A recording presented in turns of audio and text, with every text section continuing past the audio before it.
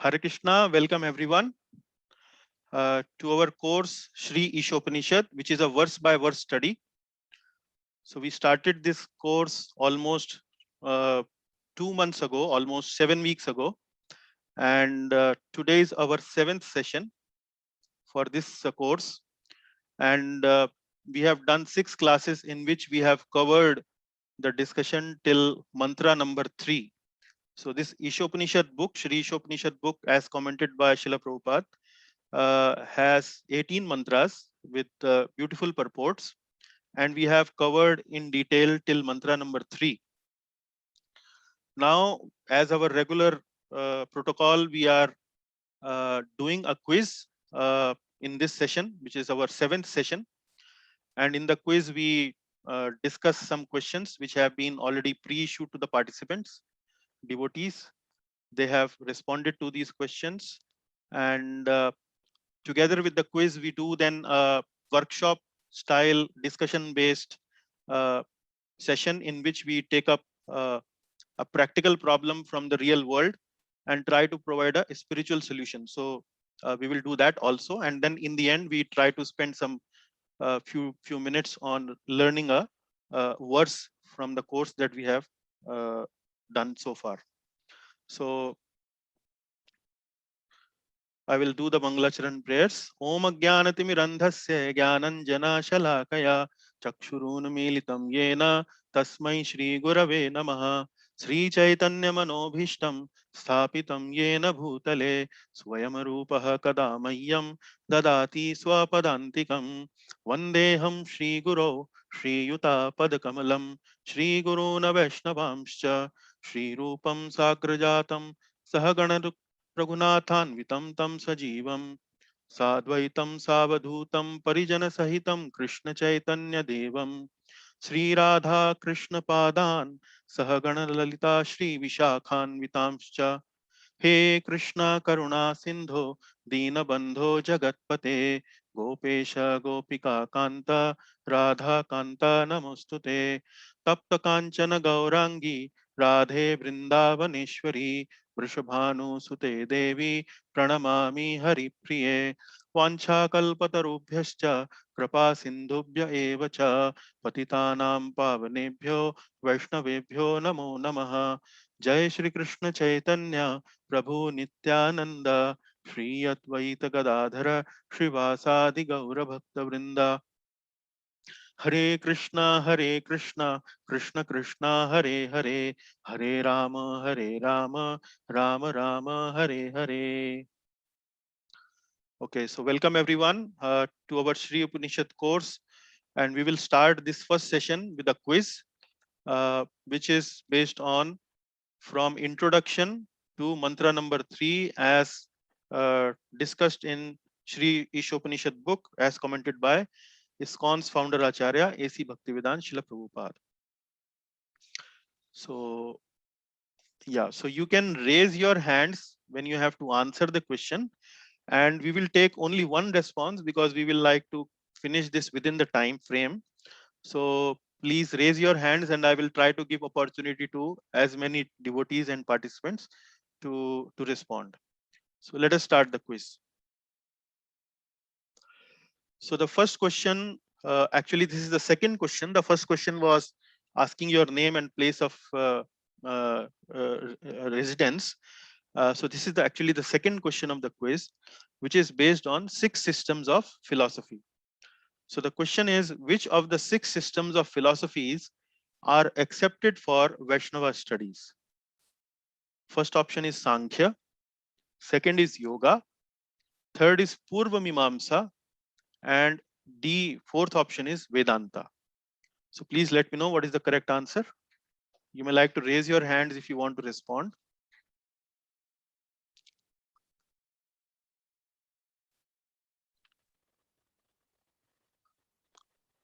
Yes, Pradeep Prabhu, you want to answer?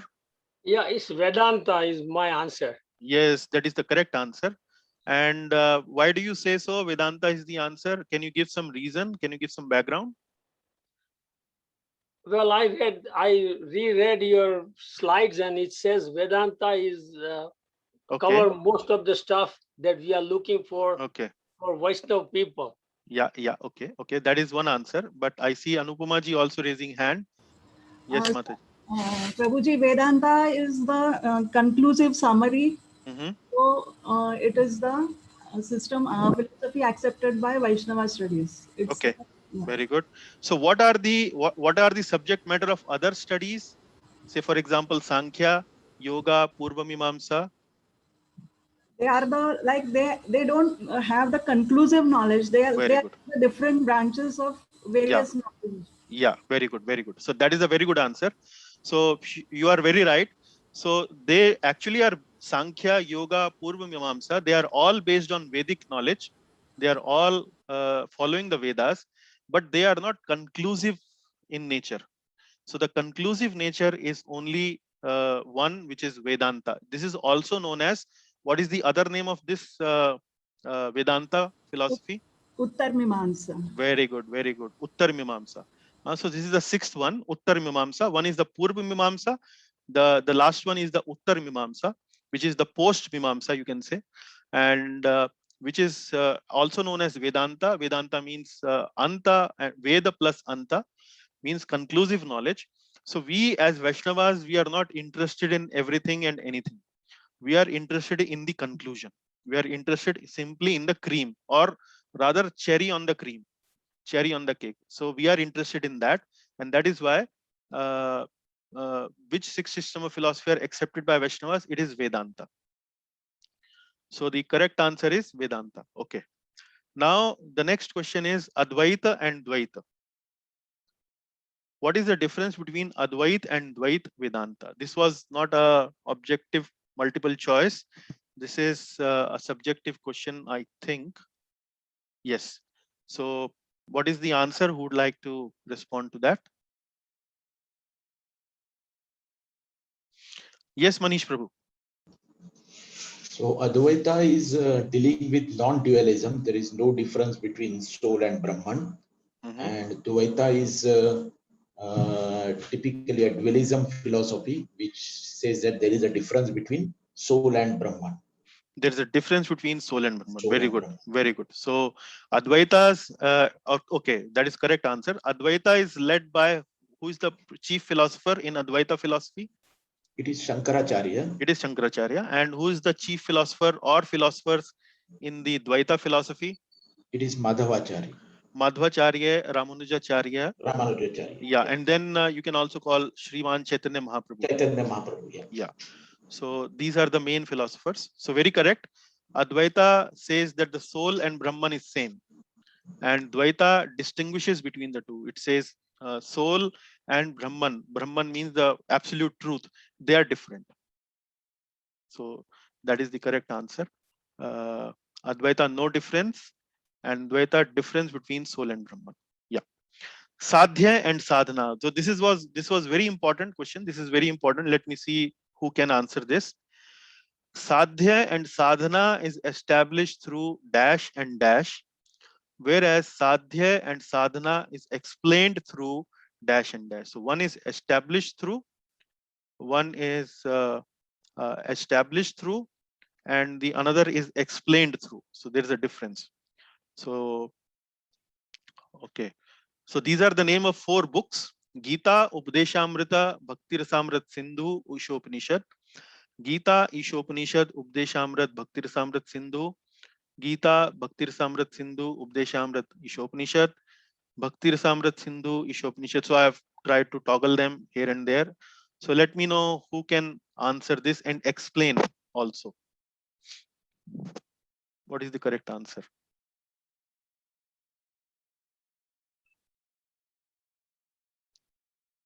Okay, Jeevan Radha Prabhu. Yes, Prabhuji. Prabhu, we cannot hear you. You are muted. Yeah. Hello. Yes, Prabhu, we can hear you Item now. B is the correct. Sorry? Item B is the correct. Item B. Item B. Okay, very good. Gita, Upanishad, and this thing. Sadhya and sadhana are established through Gita, Yeshwar Upanishad, and Gita, and that the two are there. Whereas Sadhya and sadhana are explained through Upadeshamrita and Bhakti BRF. Rasamrita Sindhu. Very good, very good. Bhakti Rasam Sindhu. Yeah. Okay, okay, Prabhu. So I will just request you to maybe not answer the question, because I know you can answer the other question also. Let me ask this question to the rest of the group. So Prabhuji has given this answer B. Gita, Ishopanishad, Updeshamrit and Bhakti Rasamrita Sindhu is the correct answer, and Prabhu is right. That is the correct answer. But I would like to check first of all with the other devotees. What do you understand by sadhya and sadhana?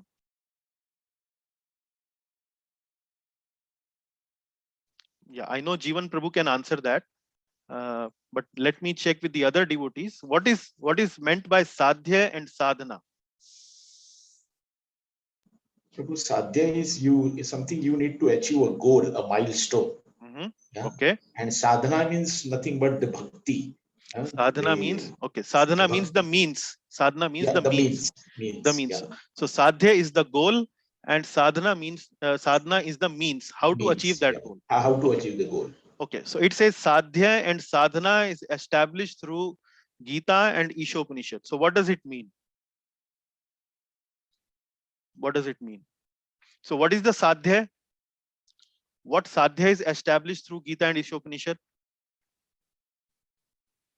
What is the goal of Gita? What is the so you know the absolute truth, who is the supreme personality of Godhead. Okay, yeah. That is what you know. So sadhya means the absolute personality, the absolute truth, the supreme personality of Godhead, or our goal is God. Our goal is to reach God, and that God is explained through Bhagavad Gita, Lord Krishna. And in Ishopanishad, the description is given in a more covered way, but actually they are hinting more towards a personal God only. So sadhya is established, and then what is sadhana? How sadhana is established? What is sadhana? What is the means to do? What is the means to achieve that goal? That is the bhakti. That is the bhakti. So the first line is that our goal and the means to achieve that goal is established through these two books. So these two books are Gita and Ishopanishad. So we covered Gita already, or in the Hindi classes we are still doing it. Ishopanishad, the same thing that we are doing now, the same goal is covered. So we know the goal through Gita and Ishopanishad, and we also know the means, which is bhakti. So you will see by the end Ishopanishad, we will also see that the bhakti is actually the means to achieve the goal, which is Lord Krishna. And sadhya and sadhana is explained through which these two books, Updeshamrit, Bhakti Rasamrita Sindhu. So sadhya and sadhana is established. Established means we know who is the goal. Now there may be many goals in Vedas. Somebody is happy in achieving some material benefit. Somebody is trying to merge into an impersonal Brahman in Brahma Jyoti, etc., etc. So there are many goals, but ultimate goal is established through Gita and Ishopanishad, and the means to achieve bhakti is also established through Ishopanishad. But these things are explained. Explained means they are described more in which through books? These are explained more in these books, which are Bhakti Rasamrita Sindhu and Updeshamrit. So we will read as part of our discussion after Ishopanishad. We will start with Updeshamrit, and then finally we will go to Bhakti Rasamrita Sindhu. So this is what the question actually means, and the correct answer is B, Gita, Ishopanishad, and Updeshamrit and Bhakti Rasamrita Sindhu. So very good answers, Prabhus. Thank you very much. Now we go to speciality of Vedas. The question is, we should accept Vedas for spiritual knowledge because Vedas are holy books. Vedas are approved by Government of India. Vedas come from the spiritual world, hence free from 4 defects. Vedas are to be accepted because our elders also accepted them. So what is the correct answer? Anyone like to raise hands? Yes, Jivan Prabhu, just a minute. Let me see if anyone else also raises the hand. You already answered one, so let me try to give it to some other devotee. Vedas come from the spiritual world. See. Free from 4 defects. Yeah. Okay, Kishore Prabhu, you like to answer? Yeah, same answer. Okay, good. Okay. Yeah, so that is a good answer. Vedas come from the spiritual world, hence free from 4 defects. So what does it mean by this? Can somebody elaborate? Kishore Prabhu, would you like to elaborate there? Yeah, so Vedas are, I mean, it's directly from the God, right? I mean, so it's only from the Godhead who's perfect can such a perfect thing come. Yeah, right? yeah. And what is meant by 4 defects here? I think we discussed that the illusion, tendency to the yeah, senses tendency are to cheat. Yeah, so you should go by a sequence, and if you go by sequence, all 4 you will remember. So start with that the senses are imperfect. If the senses are imperfect, they can commit mistake and they can get illusioned, and in order to rectify the mistake or the illusion, they tend to cheat. So if you learn from that sequence, that will be very easy. Imperfect, mistake, illusion, and tendency to cheat. So if our senses are imperfect, how can we know things beyond this world in a perfect manner? Our senses are imperfect. We can't even know perfectly, properly, completely the things of this world. How can, with our limited knowledge, our imperfect senses, we can know something which is beyond this world, which is transcendental, which is beyond the material world? So we can only know through something which is as perfect as the supreme being, and that becomes perfect only because it comes from the supreme being. And Vedas are actually coming directly from the spiritual world. Somebody can tell me about the history of the Vedas? How did the Vedas came?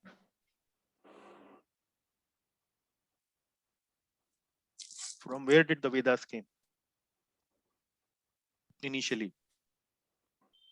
So that question is clear that okay, Vedas came through the spiritual world, through the Supreme Lord.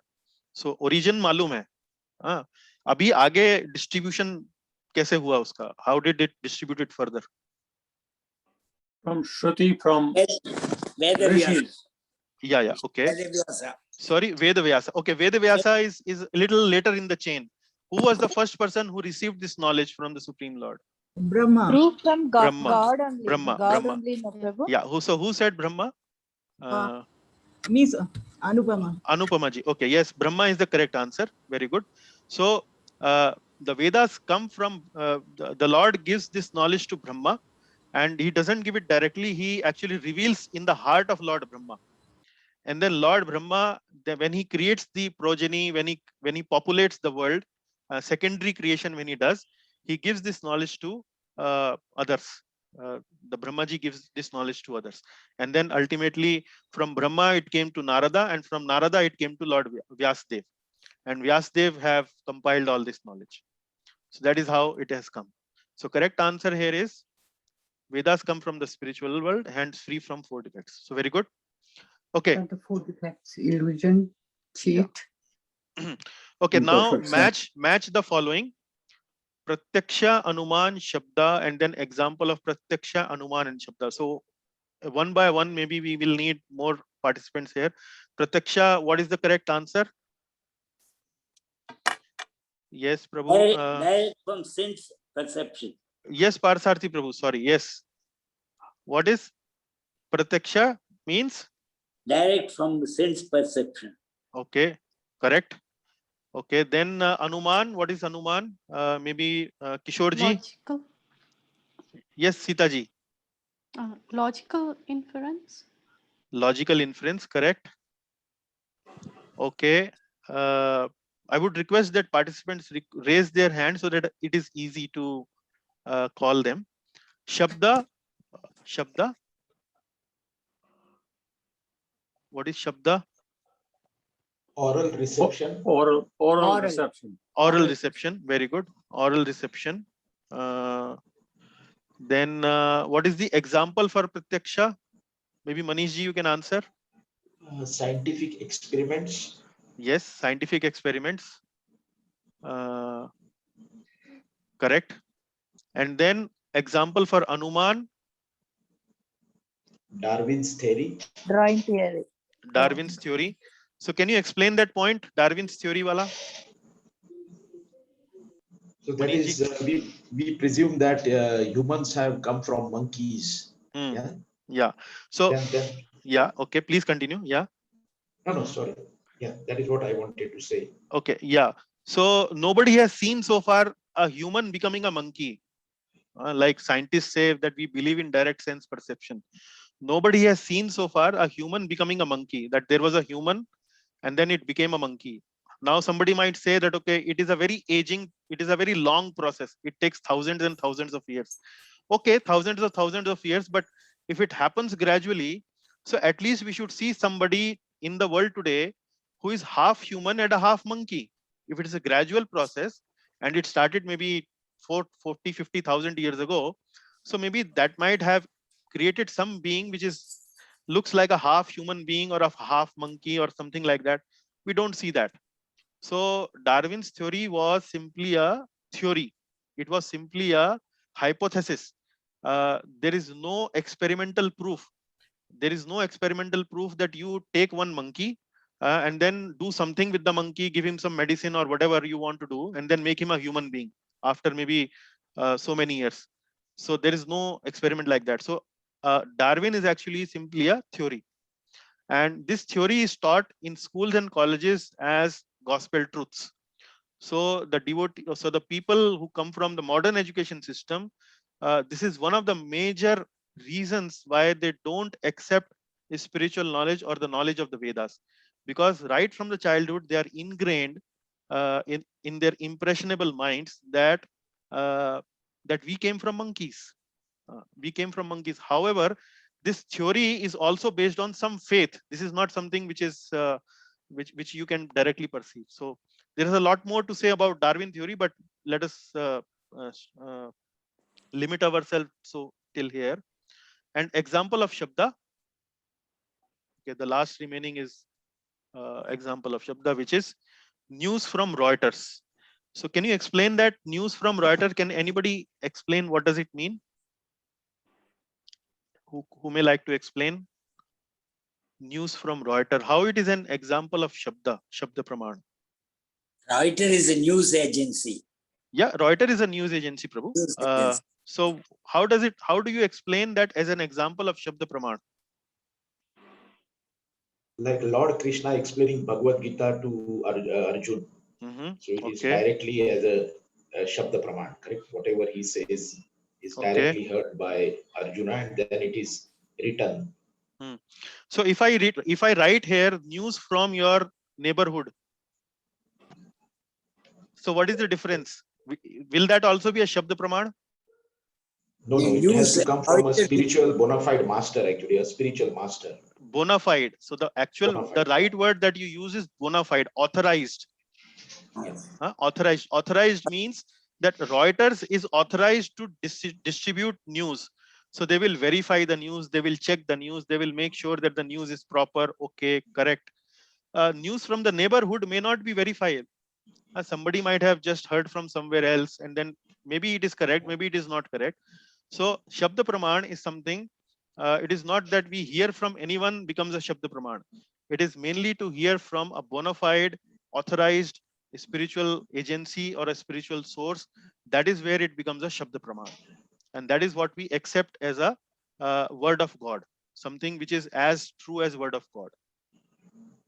Okay. Unlike the WhatsApp University these days. Sorry? Unlike the news from WhatsApp University. WhatsApp, correct, sir, correct. WhatsApp, Facebook, or maybe whatever social media. Social media also. Yeah, they do not follow the guidelines of the journalism. Correct. They don't authenticate it. They are not authenticated. Like Reuters is expected to authenticate it before they release it. Yes.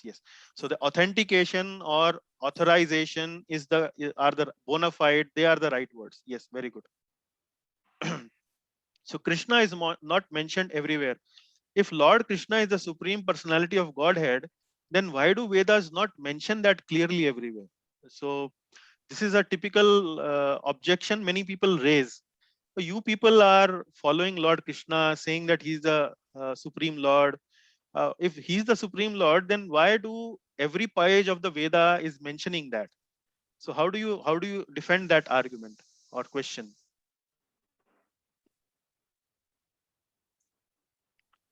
Yes, Parsarthi Prabhu, please. Prabhu, Krishna Yajurveda is there. That means Krishna must have been mentioned in Yajurveda. Okay. They call us Krishna Yajurveda and the other Yajurveda. Okay, there are many places in the Vedas, or most of the Vedas actually don't mention Krishna as the Supreme Personality of Godhead. So how do you explain that to someone? Any other devotee? Vedic knowledge is progressive. Progressive. It is to everyone. Very good. Okay. So even, I mean, there are various classes of people. Everyone might not be a Vaishnavite. There may be atheists, there may be other followers. Demigod worshippers, Brahman worshippers, worshippers of nature. Very good. Okay. So very nice answer, Prabhu. Vedic knowledge is progressive, and the Vedas are meant for cater to the needs of a wide variety of consciousness of people. It is not only meant for the people who are aspiring for the topmost, but they are also meant for people who don't have that evolved consciousness. So in order to raise their consciousness from the level where they are to the highest most, the Vedas actually are composed in such a way they cater to the needs of the not all kind of people. For example, Karma Kanda. Karma Kanda is nothing but religious materialism. So we take shelter of religious rituals, principles in order to satisfy our material needs. So example of that is Samhitas in the Vedas. Then we have Gyan Kanda. Gyan Kanda is philosophical inquiry for the all pervasive. Here the understanding is a little bit more advanced. Here the person starts to understand that there is some supreme reality which is beyond this world and which is eternal. And I belong to that reality. And that's where he starts to inquire about that reality. And in this reality, there is no variety. No variety means it's a uniform variety. It's only consciousness. Uniform, plain, simple consciousness. And the example of this is Upanishads. So now you are reading Ishopanishad, but here you don't see any description of Lord Krishna. There is no clear-cut description of personal absolute truth. Or if the description is there, it is a little in an indirect way. So that is Jnana Kanda. And then the Upasana Kanda. Upasana Kanda is loving attraction to the Supreme Person. Like we had this Ram Navami class, Ramayana we had. So in Ramayana, it is clearly we are understanding the heart of the Lord. The Lord is so merciful. He's so rigid towards his dharmic principles and so on. He's so compassionate like that. So it has a variety. It has relationship.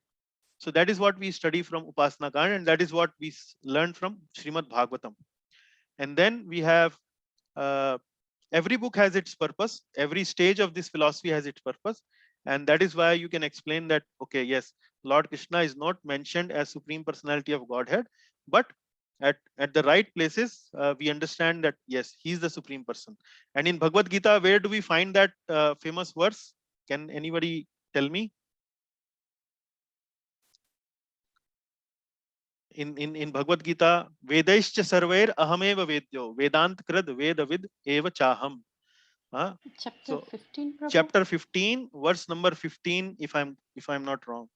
Hare Krishna. It's 15. Yeah, Shloka 15. Shloka 15. So Vedaischa sarvair ahameva vedyo, Vedant krid vedavid eva chaham.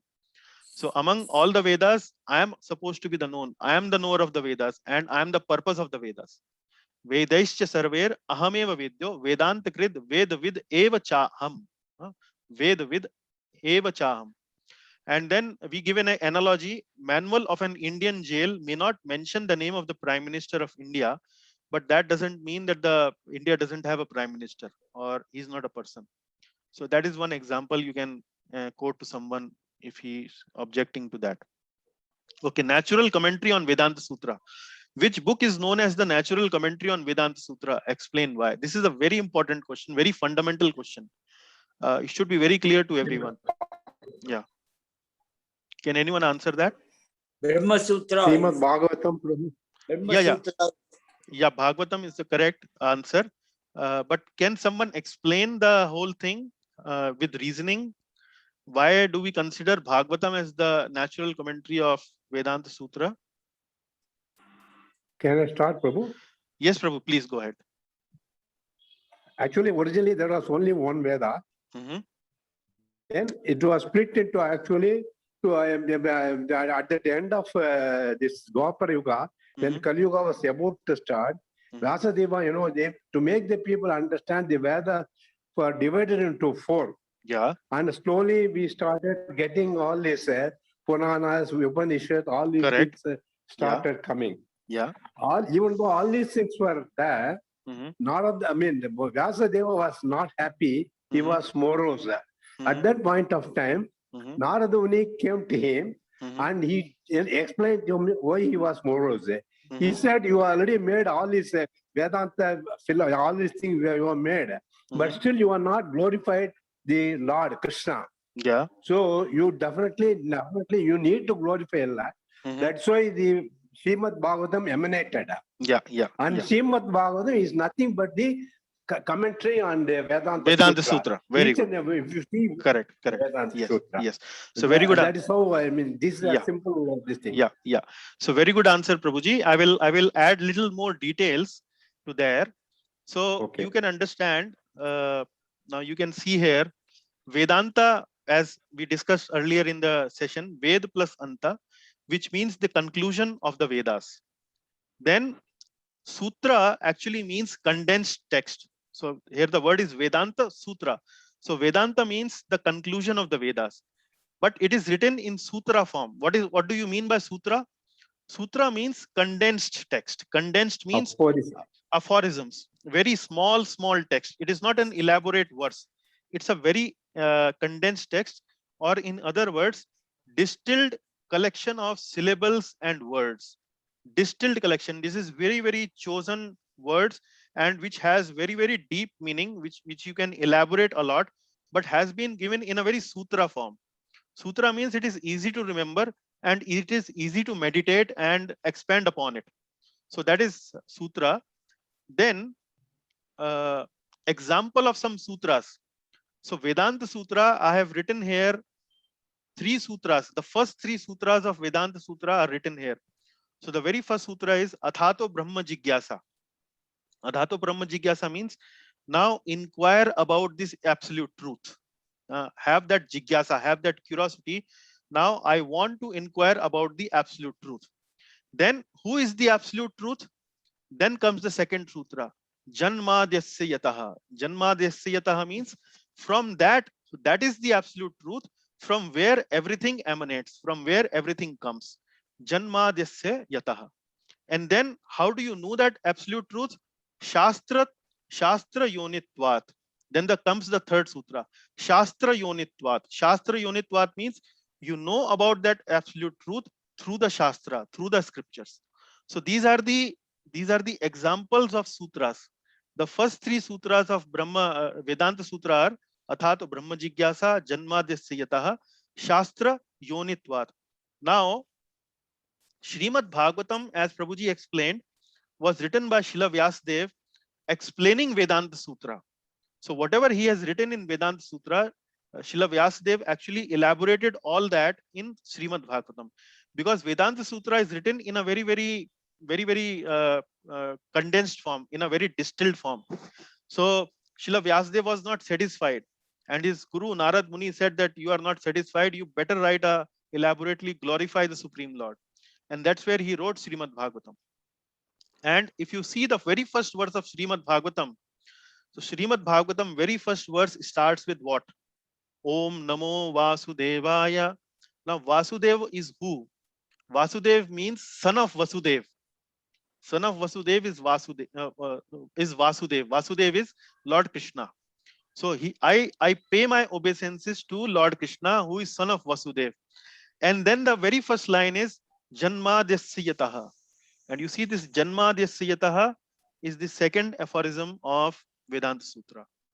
So it is explaining who is that Janmadyasya yataha, who is the absolute truth. And he's saying Om Namo Vasudevaya Janmadyasya yataha. Itaratas Chartheshva Abhigya Swarat. And then the first verse goes on completely. And then Tene Brahma Hridaya Adi Kaviye. And the second line goes, that absolute truth actually gave this knowledge to Brahma through his heart. Tene Brahma Hriday Adi Kavaye. He is the Adi Kavi. He gave that knowledge to Brahma through the heart. Tene Brahma Hriday Adi Kavaye. And then Satyam Param Dhimahi. The last line of this first verse of Bhagavatam is Satyam Param Dhimahi. Satyam Param is Param Satya, from where everything comes. So I offer my obeisances, I offer my pranam to Vasudev, to Lord Vasudev, who is the son of Vasudev, from where everything comes, and he is the supreme absolute truth. Param Satyam Param Dhimahi. So like that, you can easily understand that Srimad Bhagavatam is the essence of the whole Vedic literature. It is the elaborate commentary by the author himself. And because it is the elaborate commentary by the author himself, it is known as the natural commentary on the Vedanta Sutra. It is the natural commentary. So if this concept is clear, then it is easy to accept one text for our whole life. And that is Srimad Bhagavatam. Because Srimad Bhagavatam is the essence of Vedanta Sutra. It is the natural commentary by the author of Vedanta Sutra himself. And if we read Srimad Bhagavatam, where the absolute truth, Lord Vasudev, Lord Krishna is described, we will be very clear about who is that absolute truth for which we are aspiring for. So that is why this question is very significant and very important for everyone to properly understand. Okay, let us now move further. Super soul realization of absolute truth. This should be an easy one. The super soul realization of the absolute truth is the dash. Realization of the Sat Chid Ananda feature, realization of Sat and Ananda feature, realization of Sat and Chit, and realization of Ananda feature. So what is the correct answer? A. Sorry, what is the answer? A. A. No, A is not the correct answer. Okay. So super soul realization. Super soul. C. Sat and Chit. So Sat and Chit is the correct answer. So can you explain with the analogy of Gulab Jamun? Can we studied that concept with the analogy of Gulab Jamun? Can anyone explain that? So what is the Sat feature? What is the Sat feature? Implies. Actually, Prabhu. Yes, Prabhu. That means Gulab Jamun, as soon as you put in the mouth, the sweetness we feel it. Sorry? Gulab Jamun, as soon as it comes in contact with the tongue, or the sweetness. No, you straight away went to the Bhagwan feature. You are quite eager to taste the Gulab Jamun. No, Sat feature is something else. Okay, who can explain? Maybe I can ask Venkobaji. Yeah, Sat feature is eternal, Prabhu. Eternal, okay. Shashwat, And, very good. Yeah, Shashwat. Yeah. And Chit is consciousness. Chit is consciousness. Chit is actually localized Paramatma feature. Chit means that he's aware of everything. And how he can be aware? He can be aware when he's present everywhere. When he's present localized. So he is present in your heart, he's present in my heart, he's present in the atoms, he's present in everything. So although he's eternal, but he's also cognizant of everything. That is Sat feature is eternal, Chit feature is cognizant of everything or conscious of everything. So very good. And what is Ananda? Joyful. Joyful. And how do you explain that? With reference to this analogy of jamun, it's like the smell, the shape, and the taste. The smell, the shape, and the taste. Very good answer, Prabhu. So the taste means, now the Ananda feature means, joyful means that he's also a person. He likes relationship. He has likings. He has dislikings. So that is why that is Ananda. He's joyful. He's not only eternal.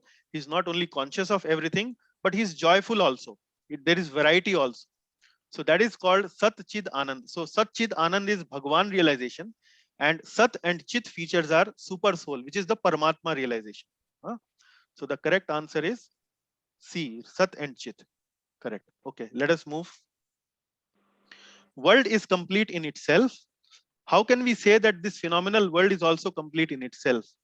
So this is a descriptive answer. Who will try to explain that? Yes, Purnam. maybe. Purnam. Yes. Purnam. Yes, Prabhu, Purnam is correct. But how do you explain to somebody? We need to give some reasoning here. Phenomenal world is complete in itself.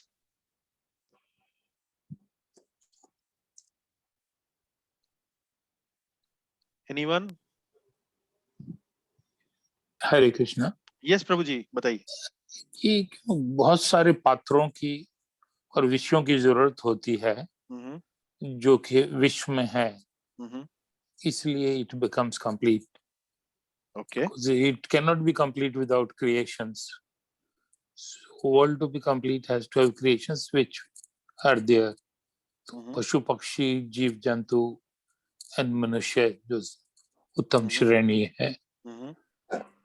Yeah, that is variety. That is not completeness. You say that is variety. There are many types of living entities, many types of bodies. जल है. Yeah, so that is variety. That is variety. But how does it explain that it is complete?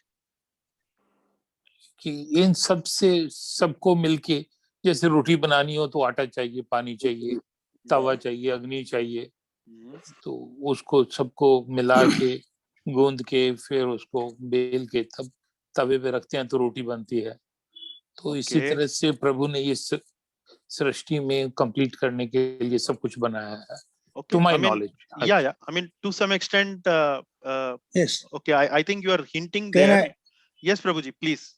Since the creator of this universe or world is Supreme Personality of Godhead, and once that is perfect and complete, and so all the emanations, including this phenomenal world, is definitely going to be complete. Very good. Very good. As we have understood from the Ishopanishad. Correct. And okay. And the nature and the God has given us everything which is necessary to us. If we are perfectly equipped, you can think of taking an automatic machine or at various levels of existence, like we are able to reproduce, we are able to, both man and animals, and we have facilities for feeding and our subsistence at every level. Yeah. So God not only creates, but he makes arrangements for keeping us alive and letting us do things as per the arrangements made. Yeah. Like fruits, vegetables, correct. Everything for our organic, inorganic. So for subsistence also he has made perfect arrangements. Yes. So if we look around and try to see things, we find everything in order. Yes. Unless we wrong it or we create artificial shortage or things like that. Correct. So very correct answer, very comprehensively spoken and mentioned. Very nice. Not an easy question to conceive and reply, but very nicely put forward by Prabhuji. So the word is complete in its. Prabhu? Yes, Mataji, please. There's one more thing there that is about, and he also says it also says that he had provided information how we can go back to Godhead. Yeah. So the complete arrangement for coming out from this material world is also complete information is available. Very right. Yes. Okay. Yeah. So the world is complete in itself. Flawless. Yeah, flawless. Yes, correct. Yes. Everything is there. Yes. So the point is, generally, how do we, in a layman's term, how we can understand this is, we see there are needs in this world, and we say there are supplies in this world. So we see that for whatever need we have in this world, there is a supply available in this world. So the designer has designed it in such a way that for every need, there is some answer to that need is also there. So here in purport to this invocation, para 2, the Lord is saying the 24 elements are arranged to produce everything necessary. And what are these 24 elements? You have noticed that from Bhagavad Gita: earth, water, fire, air, ether. Mind, intelligence, false ego. 5 gross elements and then yeah. 10 senses. Then Jnanendriyas. Then Jnanendriyas. Then 5 Karmendriyas. Karmendriya. 5 Karmendriyas. So that makes it 18. And then we have 5 mind, false ego. the subjects, the objects of the senses, like smell, hearing, taste, sense of touch, like that. So in that total, we have 24 elements. And so what the Prabhupada is saying, that in these 24 elements, everything is covered in this material world. Every need is covered, every supply is covered. And then no other unit in this universe need to make an extraneous effort to maintain it. It can be maintained within its own ecosystem. Within its own ecosystem, it can maintain. So if you are hungry, you have fruits, you have grains. You are thirsty, you have water available. You can't see, then you have sunlight available. You are feeling cold, you have warmth available, like that. So you don't have to go to moon, or you don't have to go to Mars to actually bring something extra for your sustenance and maintenance. So like that, we can understand that how this world is complete. Okay, incompleteness experienced by living entity. So when this phenomenal world is perfect in the purpose of its creation, then why the living entity experience incompleteness in its approach to become happy in this world?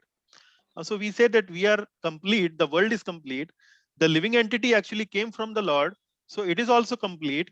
But then why the living entity does not feel happy? We say that the Lord is full of happiness and the living entity comes from the Lord and it is also complete. Then why does the living entity does not feel happy? So what is the answer? Because he cannot face natural calamities, natural due to illusion, Prabhu, illusion and ignorance. Okay.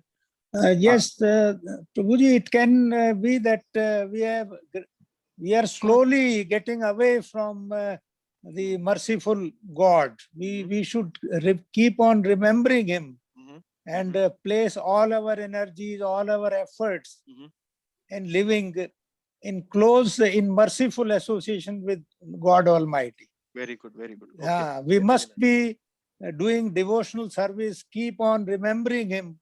And I think that's the way we can be happy for sure. Yeah. Yes, very good. You mentioned the example of hand functioning well only when it is connected to the body. Correct. Prabhupada gives that example. Very nice. Yes. So the living entity, when does not live in harmony with God's laws, experience unhappiness. So when the living entity doesn't live in harmony, then only the unhappiness comes. So if he continues to live in harmony, then no problem. And example for that is, you can give example at various levels. A very crude example is, if you do not follow traffic lights, we will have accident. So simply, even in this world, normal laws of traffic, if we don't follow, we will be miserable. We will be in the hospital or we will be in a crematorium. Do not follow traffic light, there will be an accident. And then do not follow healthy diet, then the disease comes, right? And then bad karma, we get bad birth. Good karma, we get good birth. So these are some of the examples that if we don't live in harmony with God's laws, we will experience unhappiness. Then the world is perfectly designed to baffle those who look for happiness independent of God.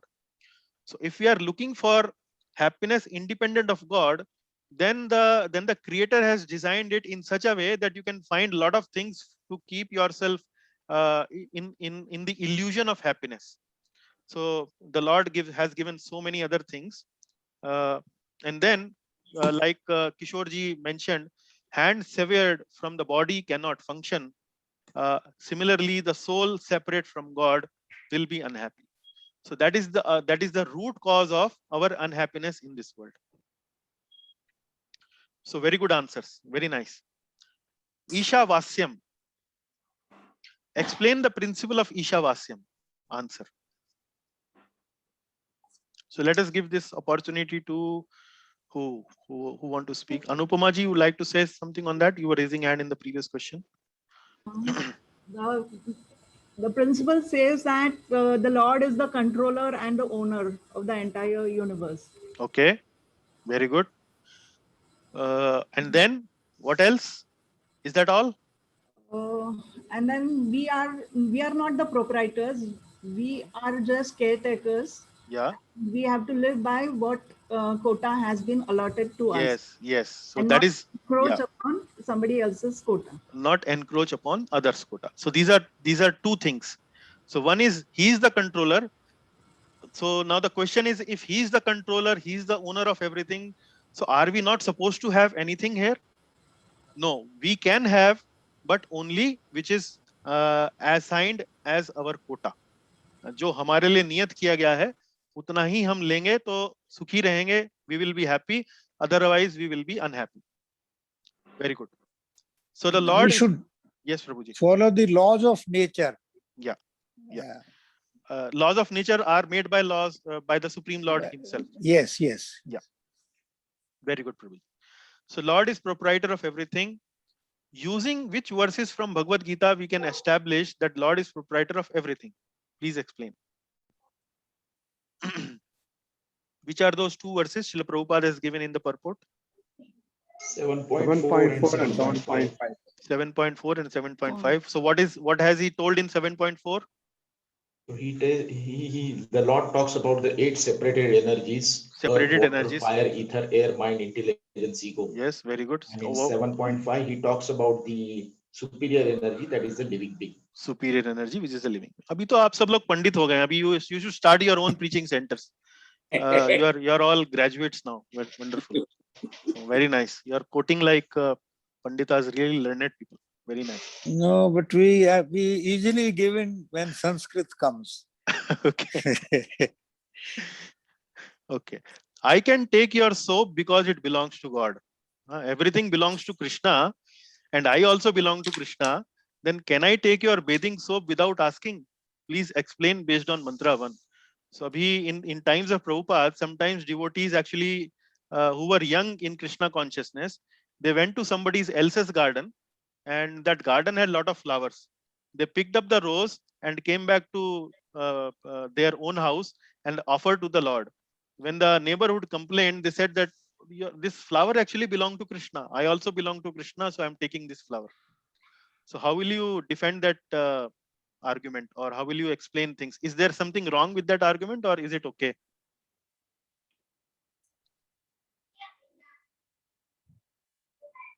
This is a more application-based question. Yes, Prabhuji. Hare Krishna. The argument is very correct because everything belongs to Supreme Godhead. So whether it's a flower or anything, so उसी की चीज उसी को अर्पण करते हैं. तो इसमें when we are offering his belongings only, his creations only as is complete, so we are just to do certain ceremonies, so we take the help from other garden and we come and use it for. Yeah, that is fine, but that is saying, can I take your bathing soap without asking? Permission, if possible, is a better idea. Is a better idea. Okay. Not a mandatory idea. Not a mandatory idea. Agar I think we should believe more in give and take. Since it's a God's product, we can share it all right, but we cannot sort of forcefully take it, cannot sort of collect things and do not give it to others. So we need not be capitalist or need not be communist if we go beyond a kind of thinking that we can say. Okay. You can't do it just by thinking or just by claiming that it is mine and no one else can do it. Okay. I think it's we should avoid such sinful things, having things beyond our quota, and also having making others suffer because of such things. Yeah, very good. We can pay for it. We can pay for it. That is fine. That is fine. If you pay for it, or the person gives permission for taking it, those both arguments are okay. But something which we should not do is, we should not, without asking or without paying, we should not take it, because explaining based on mantra 1, everything belong to Krishna or everything belong to the God is only half information. The second half also mentions one should accept only those which is necessary and set aside their quota. So when the garden belongs to someone else, then that is not, that is his quota, not our quota, or her quota, not our quota. Then in that situation, where therefore we cannot take other soap without asking or without paying. So that is how we can actually answer this, simply based on mantra 1 of Ishopanishad. Only understanding that everything belongs to Krishna, I also belong to Krishna, then everything belongs to me also. That is a misuse of this mantra 1, because second part also says, except only that which is set aside your quota. Not we should not encroach upon others here in an unjustified way or in an immoral way. Prabhuji, in the example of the cow, I think we can have milk only after the calf has had it. Yes, so, yes. And then slowly, when the calf grows up and he's weaned from the mother's milk, then you can take full also. When you are feeding the calf with other things, then you can have other full milk also. Anyway, Hare Krishna, Guruji. But Yes, mostly we see in practice, first he takes away the milk, the honor, and then at the end he gives to the calf. This in practical I've seen in villages. Unless the calf is fed properly, should not matter much who takes if you take first yourself or then give it to the calf, or the idea is that you are taking care of the calf with the cow's milk. So that's right. Yeah. The real situation is that cow won't give you milk unless you feed the calf first. Correct. Yeah. That is the sequence. The motherly affection within the cow comes yes. only when she sees the calf. Yes, So that's right. then the milk flows very naturally and more abundantly. Yes. Yeah. Okay, Prabhuji. Define karma, vikarma, and akarma. How would you categorize work done in the Ishavasyam conception? So karma is, I think, easy one. Anyone like to answer?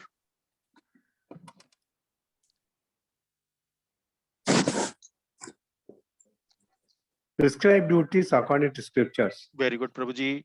Okay, we will quickly do this. And then vikarma. What is vikarma? Not doing the prescribed duties. Opposite of karma. Actions. Yes. And akarma actions is performed by misusing one's freedom. Okay, akarma. Which akarma is something, the Krishna conscious activities. Krishna conscious activities which free oneself. Nishkam karma. Yeah, Nishkam karma, or action done in the consciousness of the Supreme Lord. That is what is akarma. Like I gave you the example in the beginning of the class, the cashier in the bank. The cashier handles lots and lots of cash, but every single note he handles, he knows that every single note belongs to the bank. It does not belong to me. So similarly, if we work our activities in this world thinking that everything belongs to the Supreme Lord, we are actually doing akarma. Our actions will automatically become like akarma with that consciousness. So we can also say that actions that free us from the cycles of birth and death are called akarma. Yes, Prabhu. That is exactly this line is actually mentioned in terms of the result of that action.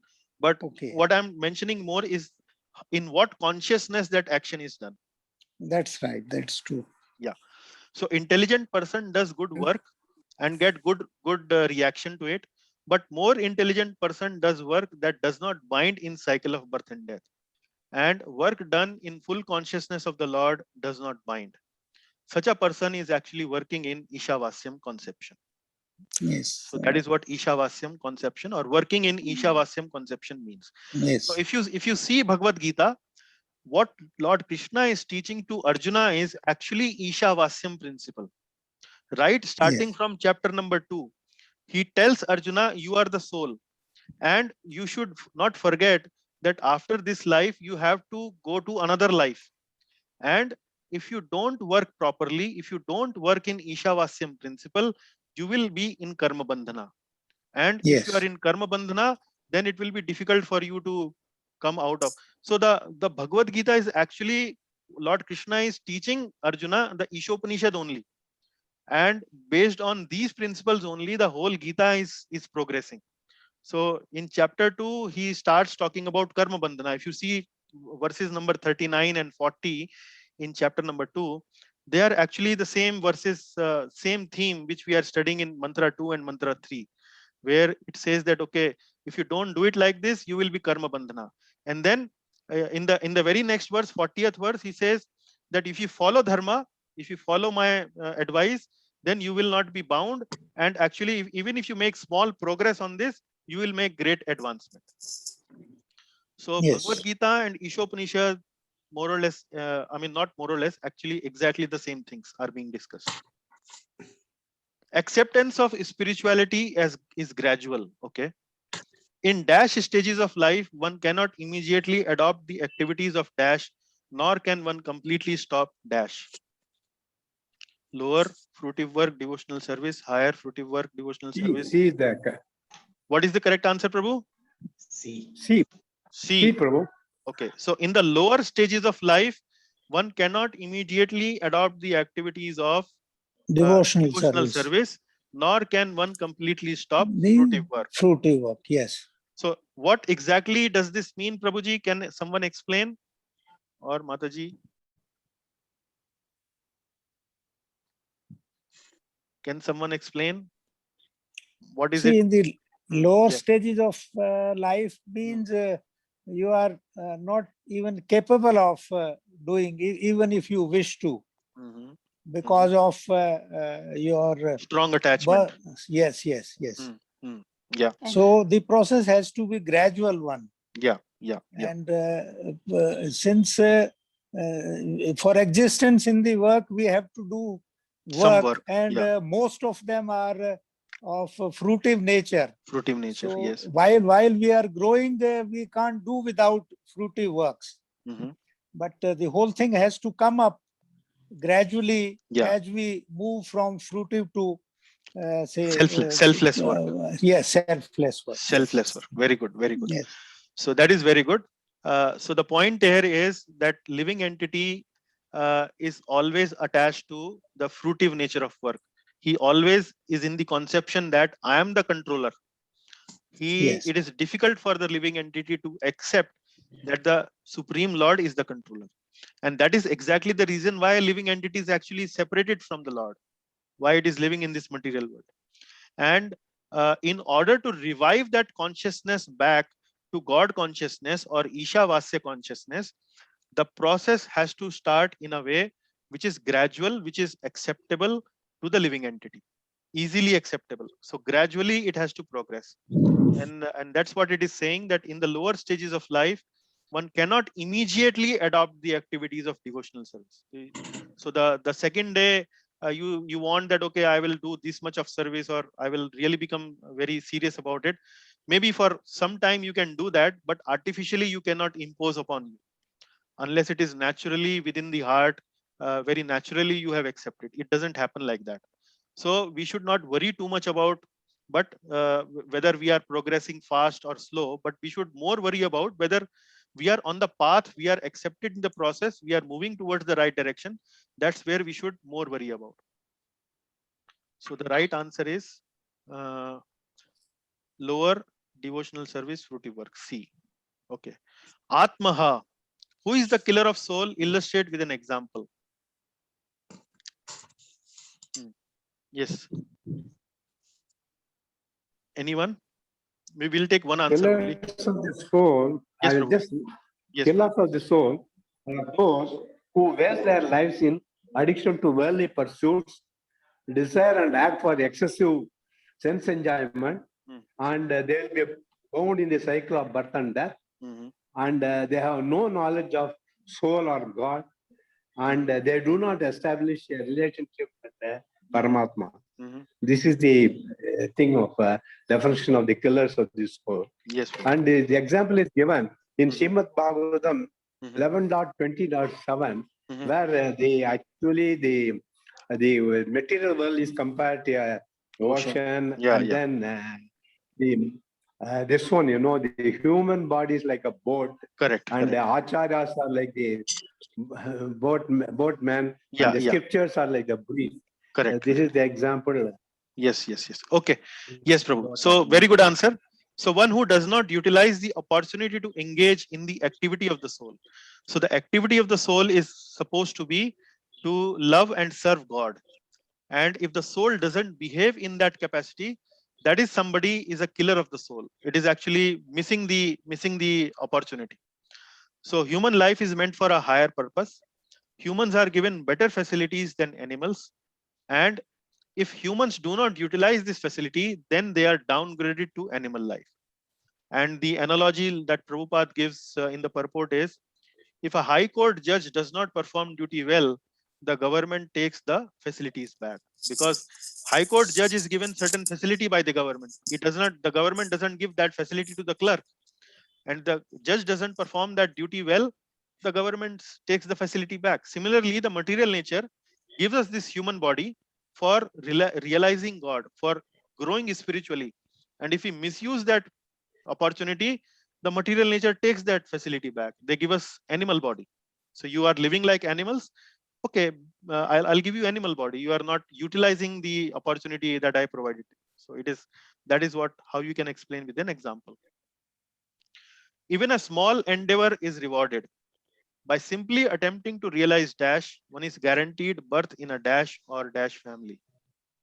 Oneself, higher, lower, God, wealthy, aristocratic, Paramatma, demoniac, Rakshasa, heaven, poor, degraded. What is the answer? B. B is the answer. So yeah, so that is very good. So in the mantra 3, it is a warning mantra. And in the mantra 3, the warning is that if you don't behave, if you don't take charge or take responsibility of your spiritual life, then you are going to the animal body. But then in the purport, Srila Prabhupada provides an encouragement. He says that even a small endeavor, even a small attempt, we can progress. And that's what this means, that simply by attempting to realize God, making even an attempt, wealthy and aristocratic birth is guaranteed. One is guaranteed a birth in a wealthy family or in aristocratic family. So at least you will have the facility. You will not be tormented by all other kind of miseries, and one will have the facilities to continue with the sadhana, continue with the devotional process in the next life. So the correct answer is B, God, wealthy, aristocratic. Match the following analogy for human life. This should be easy. I think Jivan Prabhu already briefly mentioned in the previous answer, but anyone else would like to try this? Human form is a boat. Human form is a boat. Very good. Next one. Sanity teachers is the boatmen. Saintly teachers are the boatmen. Saintly. Material world is the ocean. Material world is an ocean. Spiritual text is the breeze. Spiritual text is the breeze. So we quoted this verse where we actually also discussed that how we should understand some of the statements of the scriptures, which sometimes may be contradicting. So the word was Atmaha, and we quoted this verse from Srimad Bhagavatam, where the definition of Atmaha is given that one who doesn't utilize the human form of life is actually an Atmaha. And then we discussed more things about how to understand scriptures, understand them directly, understand them in a moral way, understand them in a indirect way, which is a metaphorical way, right? So I hope you recall that. Okay. Prabhuji, even the name of the Lord is supposed to be the boat. We saw that in the last class, right? Yeah. Name of the Lord is the boat. Oh, yeah. Samudra. Yeah. Okay. Yeah. You actually commented on. There was a mistake there, right? You are referring to that, right? Correct. Bhava Samudra Sukhad Nav Ek Ram Naam. Paap kate dukh mite ek naam Ram. Bhava Samudra Sukhad Nav Ek Ram Naam. Isn't it? So that is what it is, that chanting of the holy names is actually like a boat, using which we can cross over this material existence. So different analogies. So you are right, Prabhu. Very nice. So some Sanskrit. So for language lovers, some Sanskrit here. Avashishyate. Nothing remaining. I think. Remaining. Nothing remaining. Okay. So from which verse it is coming? Purnamidam Purnamadam Purnamada Purnamidam Purnamevava Purnamadaya. Yeah. Purnamevava Shishyate. Purnamevava Shishyate. Invocation. Invocation. Right. Very good. So that is the correct answer. Remaining. Avasyam. Avas. Resides. So avas means home, reside. So resides. So Isha Vasyam idam sarvam. So idam sarvam means here everywhere. Ish avasyam. The Lord is residing everywhere. So that is where the word avasyam.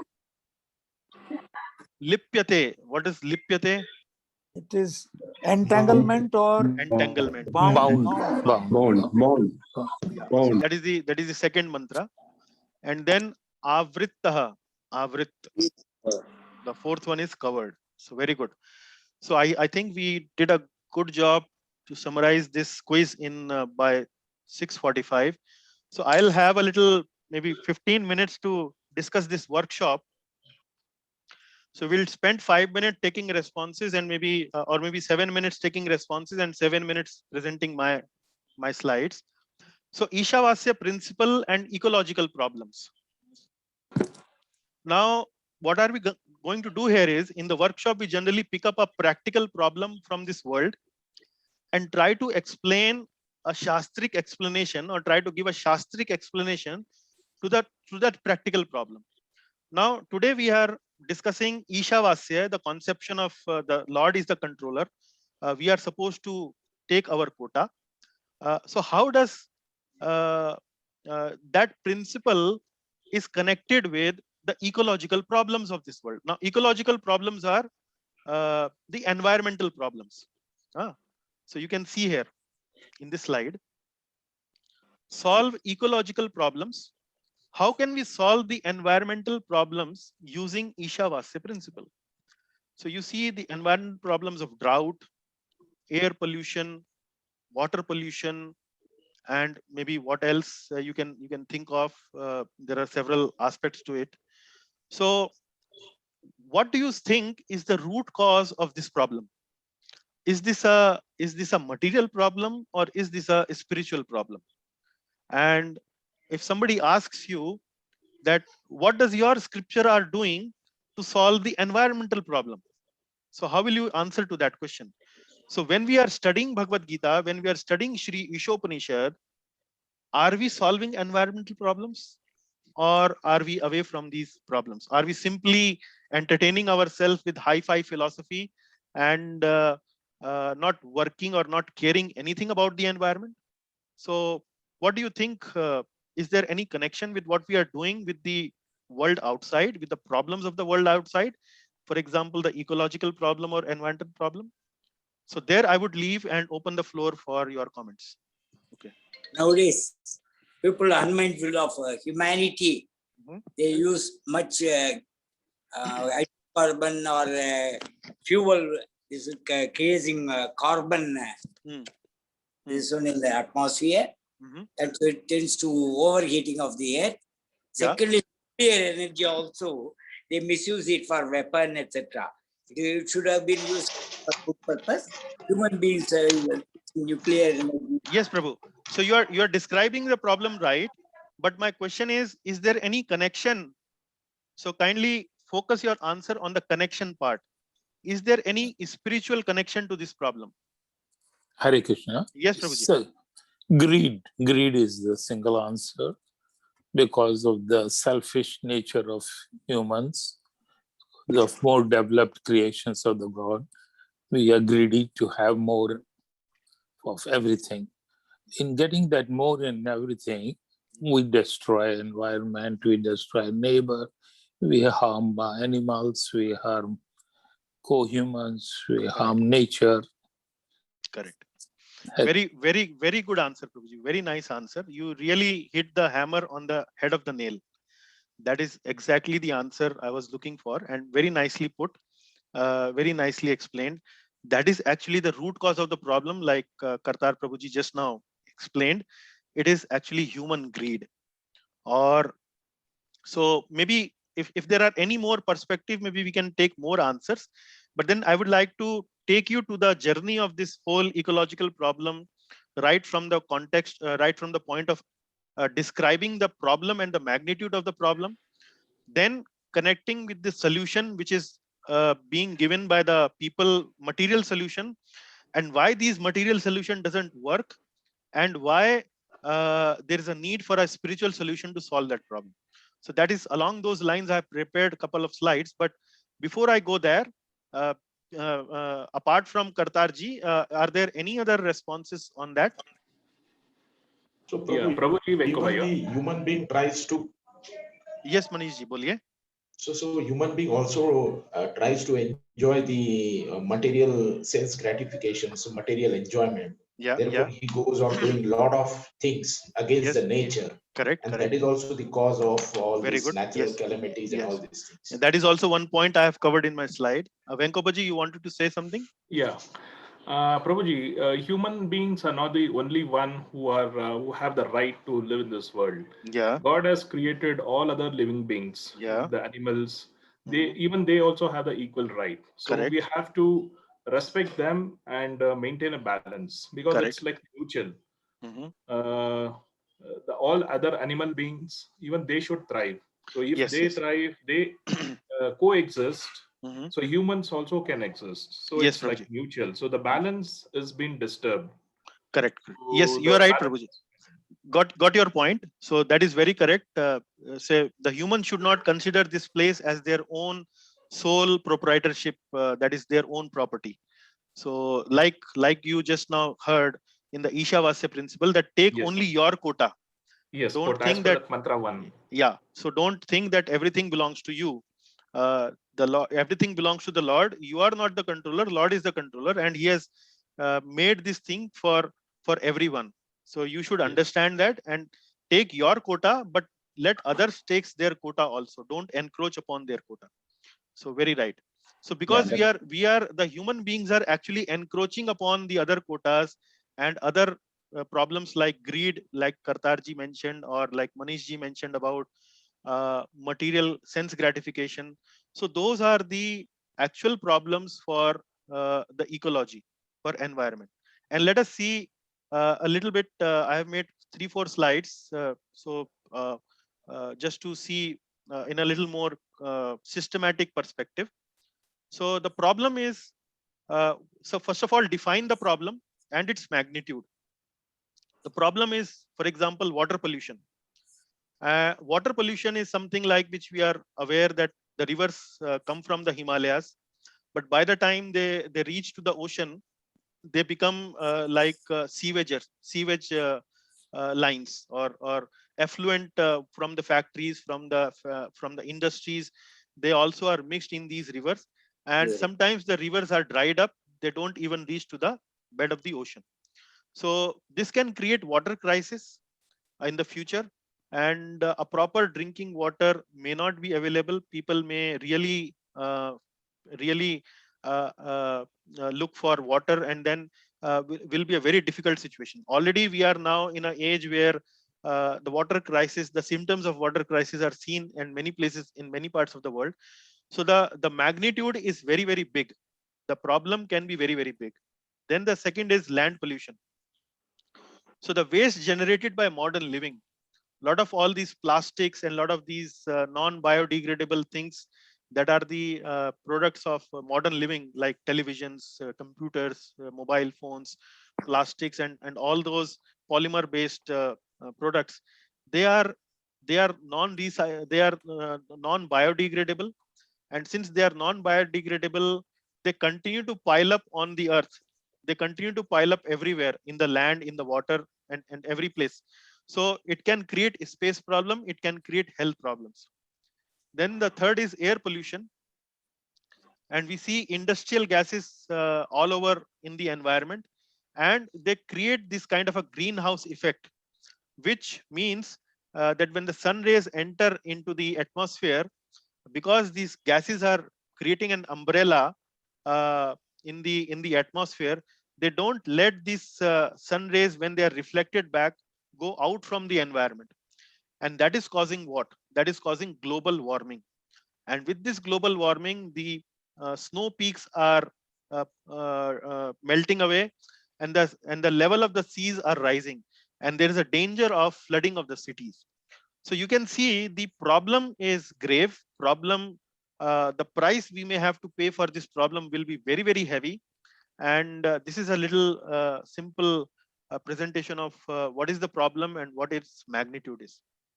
Then actually the whole problem statement can be summarized into two parts. The problem statement is that we are moving away from what is natural and what is nourishing. That is depleting. So good water, good air, pure water, pure food, even pesticides are polluting the land and so on. Pure food, everything pure is depleting, and everything unnatural and poisonous, which is toxic, that is increasing. So that is the problem statement. Now, what is the solution? It is not that people outside who are not spiritualist or who are not God conscious are not trying it out to solve the problem. They are also presenting some material solution. And what are these solutions? These solutions are 3 R's: reduce, reuse, and recycle. So what does reduce means? Reduce means that switch to natural alternatives. So like we saw in the previous slide, that we are reducing natural alternatives, what is natural and nourishing. So reduce actually is attacking the problem of or attacking the problem in the way that we increase more and more natural stuff. But there is a difficulty. Difficulty is that if we reduce or switch to natural alternatives, then our needs are always growing for newer and newer alternatives available. And I'll give you an example. So it says reduce. How can we reduce when we see that we are purchasing a mobile phone maybe now, and 2 years from now we see that technology has advanced, and now we need a new mobile phone, we actually cannot live without new mobile phone because the old one has become obsolete. So now what is happening here is that all these mobile phones, computers, gadgets, cars, and whatever electronic products are there, they keep on coming because these companies which are manufacturing these products, they are not satisfied selling you only one mobile phone. They need to continuously sell you mobile phone, and then they continuously upgrade these things. So that is one of the difficulties why reducing becomes a difficulty. Then the second is reuse. Reuse, what it means is that we again use the same thing. We actually don't throw it sooner, so that we actually delay the problem. But the difficulty is here is will look old fashioned, and the people generally may not like to reuse things, because sometimes what happens is when the new thing come, for example, a new model has come, new car has come, or new mobile phone or a new gadget has come, people, because they are attracted towards these things, they don't want to use their old things and they will embrace new things. So reuse generally becomes a challenge because of the weakness of the people. Then recycle. Recycle means whatever now we have used, we try to recycle it. For example, we are reading books. So these books, the paper can be recycled and manufactured as a newspaper. So that will put less strain on the environment because you don't have to cut trees and so on. But sometimes the difficulty is that not everything that we use is recyclable. So these are the material solutions: reduce, reuse, and recycle. And these are the independent or individual difficulties for each of these alternatives, generally how they are not implemented properly. So I will summarize the problem or the solution or difficulty in implementing the solution in very short 3 points. So the point is, the first thing is we do not have the willpower for reducing the comforts. So many times we don't want to reduce our comforts. We want newer and newer gadgets. We don't worry that, okay, our old gadget is already there. We want newer and newer gadgets. So because of our weak willpower, we don't want to reduce the comfort. Second is, we don't feel inspired to reuse the old things. So we have the old things, we continue to buy new things and new things. We continue to accumulate. And the third thing is political. Because if somebody wants to do some recycle, somebody wants to introduce a recycle plant, then vote bank politics, the politicians and the power game that we see in the outside world, it doesn't allow us to do that. They will make laws favorable to one industry, or the people who will vote for them, they will tend to make laws for those kind of people. So ultimately, what Kartar Prabhuji just now mentioned, the weakness of the heart, the greed, don't feel inspired to reuse the old things, or don't have the willpower to reduce our comfort, or aggravate our profits and so on. That is actually the fundamental root cause of this ecological problem. But now the fourth R, we have the 3 R's: reduce, reuse, and recycle. We could add a 4th R here, which is raise. This is the spiritual solution. Add the 4th R, which means raise. And what is that? Root cause is that our consciousness is low. We are greedy, we are selfish, we are comfort oriented, and we see nature as commodity for our endless consumption. We don't see nature as something which is much more personal, much more human. No, we see nature as commodity. We simply want to enjoy that nature to the fullest. And the solution is raise the consciousness. We should consider that nature as the property of God. We should look nature as mother. And like we also have Vande Mataram. We call the mother earth as Vande Mataram.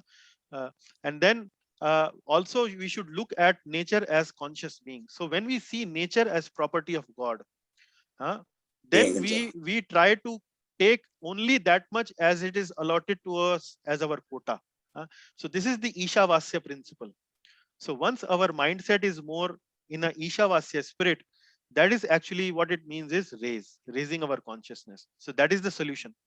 So when we have that solution, we actually will not be greedy. We will be more compassionate towards the nature. We will be more merciful towards the nature. We will be more considerate towards the nature. So that is actually the solution. And we should actually shift our focus. We should not consider nature as a 5-star hotel meant for our enjoyment. Rather, we should see this material world, we should see this nature as a hospital for cure. Hospital for cure means we come to this material world to utilize this opportunity of human form to go back to the spiritual world. And when we call it as a hospital, in a hospital, we take food that is healthy, that is good enough to revive our health. So the main focus in the hospital is not to eat as much as we can, but the focus in the hospital is to get cure, get healthy, and go back to our home. So similarly, we should see this material world as a hospital where we are coming as a cure. We should revive our consciousness. We should raise our consciousness, become God conscious. And when we do so, we will be more considerate towards the nature. We will be more friendly towards the nature. We will see nature as a living entity, as a conscious being, as mother, as property of God. And when our mindset will change like that, automatically the ecological problems will come down. So that is what the spiritual solution is. So I hope you actually gave the answer. The group came up with a good answer, but that was more of a more systematic presentation for the same thing that the group actually told me short while ago. So coming to the last part of our class, the shloka memorization part, and I chose this shloka for memorization. Maybe 2-3 devotees may like to memorize this verse or recite this verse, and then we will sign off. Yeah. So inviting devotees from the class to kindly recite this verse. Who would like to join us? Shall I start, Prabhu? Yes, Jivan Prabhuji, please.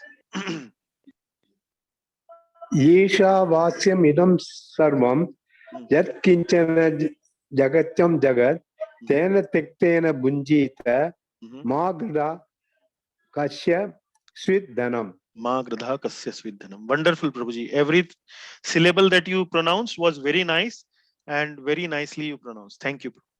Very correctly you pronounced. Thank you, Prabhuji. Anyone else?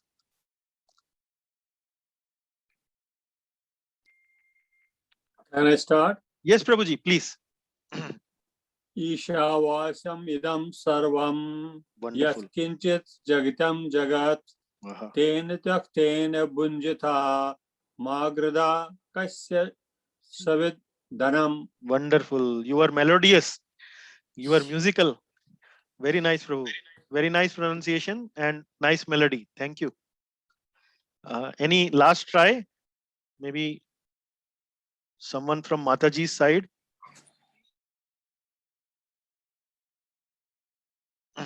From the ladies.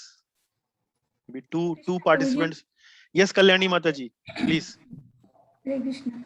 Hare Krishna. ईशावास्यमिदं सर्वं यत्किञ्च जगत्यां जगत् तेन त्यक्तेन भुञ्जीथा माग्रद कस्य स्विद्धनम्. Wow, wonderful. Very melodious voice, Mataji. Everything very nicely pronounced. Thank you. So maybe last try from another Mataji, another lady.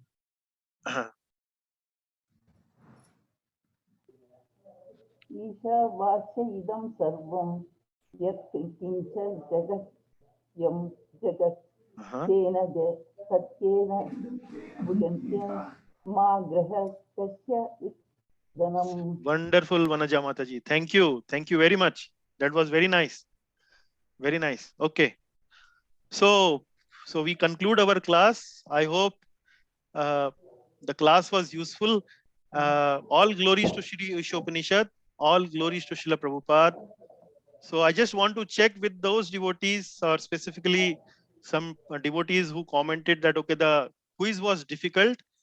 Do you think your questions have been answered, or does it look difficult now also?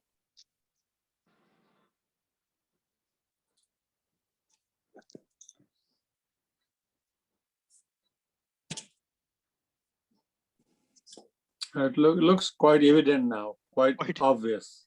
Quite obvious. Okay, Prabhu. Thank you very much. Prabhuji, we have to digest. It's going to take some time to digest these things, you know. No problem, Prabhu. It's not easy. This was the hardest one that I have experienced, you know. Really? Okay. Yeah. Okay. No problem.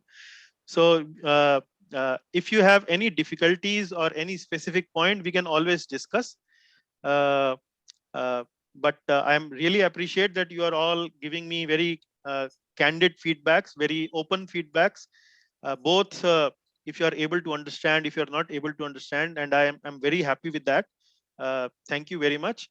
And so open to discuss these questions if you like.